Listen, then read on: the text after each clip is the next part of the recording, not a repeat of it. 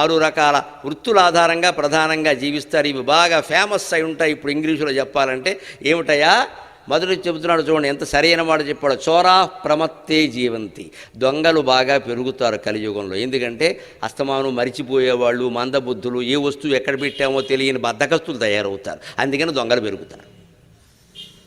మనలో చాలామందికి ఈ బద్ధకం ఉందా లేదా? అసలు బీరువా తాళాలు 10 గంటల పాటు వెతుక్కోవడమా? అది ఒక చోట పెట్టుకోమా? వంటింట్లో పని చేస్తుంటే గరిటె, చాకు, అట్లకాడ కూడా వెతుక్కోవడమే. దానికి ఏమండోయ్ వాడు రావాలి ఇప్పుడు మొగుడు ఇక్కడికి. మరి ఎన్నిసార్లు వస్తాడమని తెలీదా? ఈయన గారు ఆఫీసులో పనిచేస్తూ ఉంటాడు. అక్కడ పెన్ ఉండదు, ఫోన్ ఉండదు, పెన్ ఉండదు, కాగితం ఉండదు, ఏముండదు. పెన్ ఏది కాగితం మీద ఓ చోట పెట్టరు. నువ్వు పెట్టుకోరాదా నీకు అవసరమైనవి? ఆవిడ ఎందుకంటే పిలవడం? సత్యనారాయణ వ్రతానికి చెంబు ఆవిడే, నీళ్లు ఆవిడే, ఉద్ధరణి ఆవిడే పట్టుకురావాలి. ఇంక ఈయనేం చేస్తాడు? ఆచమనం చేస్తాడు. ఇక్కడ ఇవన్నీ పెట్టుకుని కూర్చోవద్దా? వ్రతం చేయాలంటే, ఆచమనం చేయాలంటే చెంబు నీళ్లు ఉద్ధరణి ఉండొద్దా? చెంబు ఒకళ్ళు, నీళ్ళు ఒకళ్ళు, ఉద్ధరణ ఒకళ్ళు. ఫోన్లో వేలైనా ఉంది సంతోషం, అది ఎవడో పట్టుకురావాలా? చెయ్యేది అనలేదు ఇంకా. అసలు మనకు పని చెయ్యాలి, ఓ పూజ చేయాలనుకున్నామంటే దానికి ఓ పీట, దానికి కావాల్సిన పసుపు, అక్షతలు, వస్తువులు అవన్నీ ముందు చేర్చుకోరా? ఇప్పుడు పని కావాలి అంటే పనికి సంబంధించిన తయారీ చాలా ముఖ్యమండి. గుర్తుపెట్టు, పని చేయడం ముఖ్యం కాదు, పనికి సంబంధించిన తయారీ, రెడీనెస్ టు వర్క్ అంటారు. అది దగ్గరగా పెట్టుకోవాలి ఖచ్చితంగా. ఈ ఉపన్యాసం ఇవ్వాలంటే ఈ మైక్ ఇలా ఉండాలి, ఈ మంచినీళ్ళు సీసా ఇలా ఉండాలి, ఈ కుర్చీ ఇలా ఉండాలి. నేను పొద్దున్నే కార్యకర్తగా చెప్పేస్తాను ఇవి ఏర్పాటు ఒక్కసారి, ఇంకా చెప్పక్కల్లా. కానీ ప్రతి సభకి ఓసారి చెబుతాను ఖచ్చితంగా. మొదట్లో చెప్పేస్తాను ఇవి ఇలా ఉండాలి.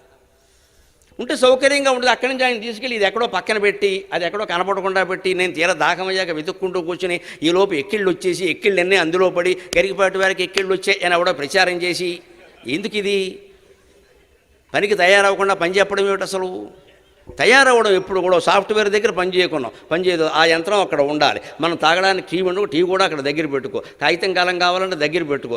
ఏం కావాలో చూసుకో. తుండు కూడా దగ్గర పెట్టుకో. చెమట పడుతుంది అవసరమైతే చూసుకో. ఫ్యాన్ ముందే వేసుకో. అందుకని కంప్యూటర్ ఆన్ చేసి అన్నీ అయిపోయాక ఫ్యాన్ వేయండి, ఎవడెత్తాడు ఇక్కడేమో ధర్మరాజు. ఇది బద్ధకస్తులు బాగా ఉంటారు కాబట్టి దొంగతనాలు ఎక్కువ అవుతాయి. ఎక్కడ పెట్టిన వస్తువు అక్కడ పెట్టమండి. జీవితం సుఖంగా ఉండాలంటే ఎక్కడ వస్తువులు అక్కడ పెట్టాలి, ఎప్పటి పని అప్పుడు చేయాలి, ఎక్కడ విషయం అక్కడ వదిలేయాలి. అది మూడోది చాలా ముఖ్యం. ఎక్కడ విషయం అక్కడ వదిలేయాలి.